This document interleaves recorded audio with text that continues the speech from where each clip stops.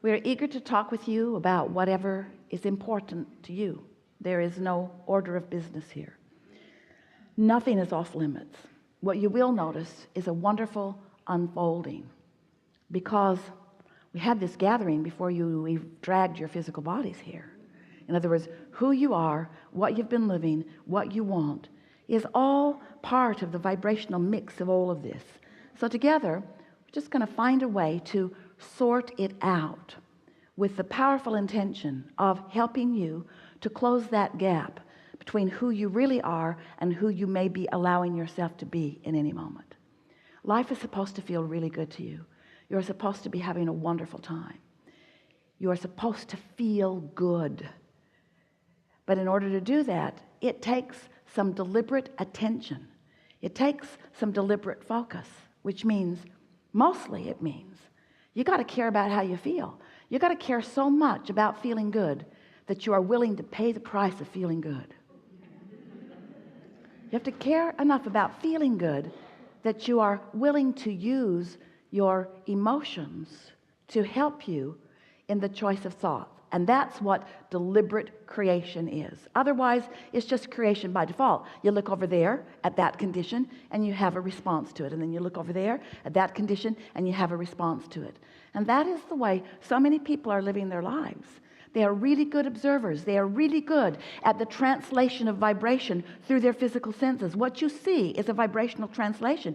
You don't know it because you've been doing it for so long, it just comes natural to you. But that's why you see, that's why you hear. You're translating vibration. You're smelling, you're tasting, you're touching. It is all vibrational translation. You are realizing because you are an interpreter of vibration. So once you begin to put this emotional translation in the mix, once you begin to recognize that how you feel matters most of all, because how you feel is your in the moment indicator of how much of you are allowing to be present in this moment.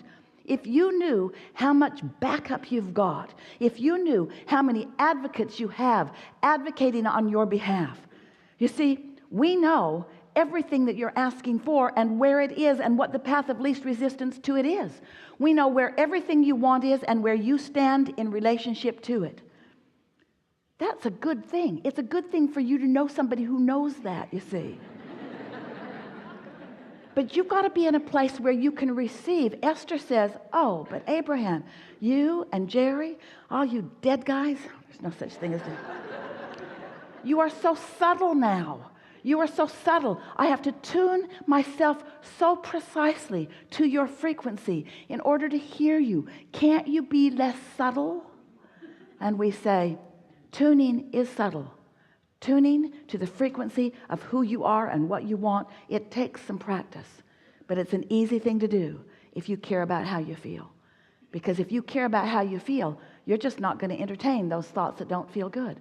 You're just going to find yourself more and more shying away from them, which is to say shying away from or toward something else. In other words, there's no such thing as exclusion in this attraction-based universe. You sort of kind of get that?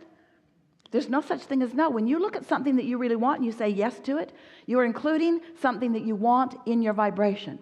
But when you look at something that you don't want and you feel that resistance well up in you and you are saying no to this thing you do not want, what you're actually doing is saying yes to this thing you do not want.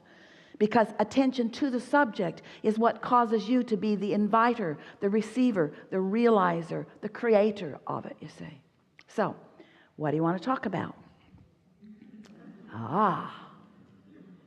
There's a lot of trouble in this room. We're going to have a really good day. Just relax and know that you're going to get this. Start right here on the aisle. Yeah?